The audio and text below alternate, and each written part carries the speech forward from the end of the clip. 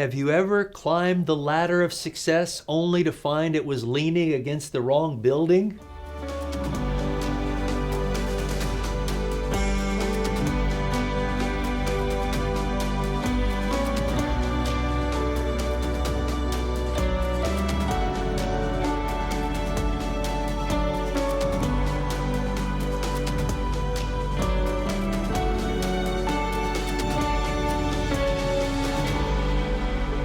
Hey, I've got to tell you about my best friend Jesus. He knew that our lives in sin would cause us to just drift along and not really have a clear purpose in life. So what he did was he gave us an overriding purpose, and that is to take the good news of his salvation with all the Bible truths to all nations, tribes, tongue, and people groups. That's our purpose. And we can't do it individually. We have to unite with other believers. Now, the church is made up of all who truly give their lives to Jesus around the world. But in these last days, God is raising up his final movement, made up of people from every nation and every tribe and every language group and every people group who say, I'm all in. I truly want to respect God in every area of my life. I want to give glory to him in what I say and do and what I think and what I put into my body.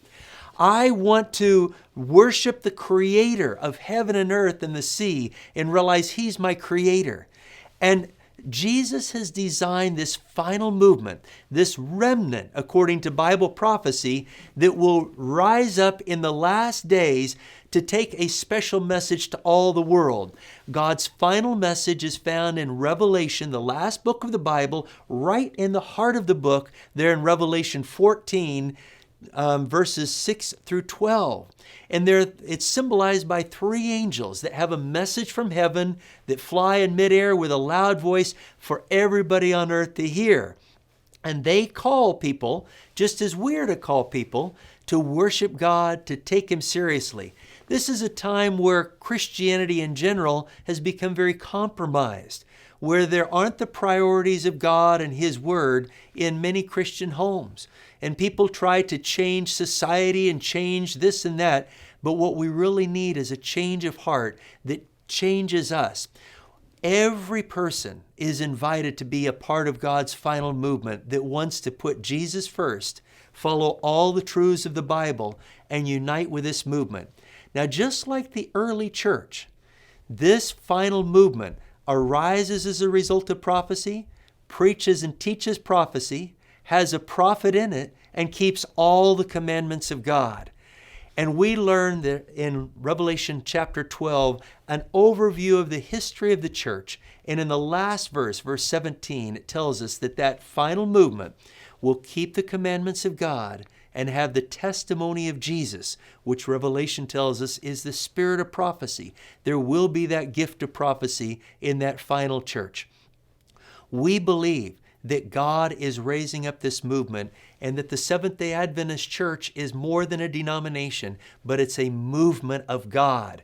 It has imperfect people in it, has things that aren't quite right sometimes, but we keep migrating back to Jesus, his word, his mission, his final movement.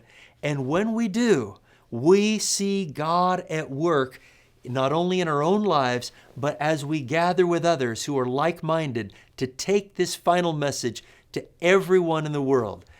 Aren't you glad that Jesus wants you to be a part of that movement? He wants every day for you to live for him. Why don't today you find somebody that you can say, let's follow Jesus. Let's be a part of his final movement.